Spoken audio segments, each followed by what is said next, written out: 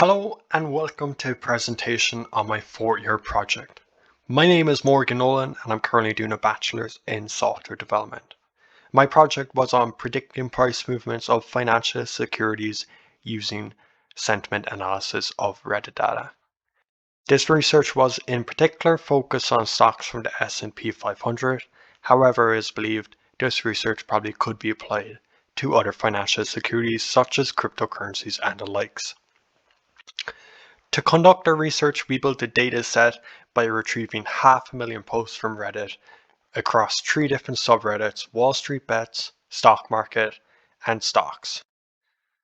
These posts were all from within the last year, and then we selected 10,500 based under the criteria of having to be a post mentioning a stock ticker or stock name from the S&P 500.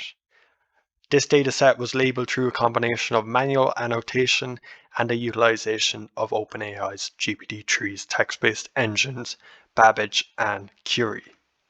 Here we have a graph showing the top 15 most discussed tickers in the dataset we built. Tesla is the most discussed ticker at 16,000 mentions. We then have 3 graphs showing the month-by-month price change of the opening and closing price of the S&P 500, Twitter, and Netflix. We've then superimposed the sentiment average on a monthly basis for each of these graphs, which is the sentiment expressed through Reddit posts. This value is actually a value between -1 and 1, however it has been multiplied by the absolute maximum value observed on each of these y-axes, so we get a nice relative skewed line. Here with the S&P 500, we can see when the sentiment expressed on Reddit was positive, so was the price in the S&P 500. In recent months, the price of the S&P 500 has been going down, and so has the sentiment expressed on Reddit. Up here with Twitter, we see quite a tight correlation between the price movements of Twitter and the sentiment expressed on Reddit.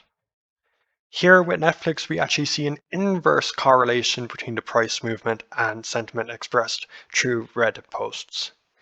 There's numerous reasons why this could be. One could be people now think it's overbought or oversold, and maybe they think it's a lucrative buying opportunity.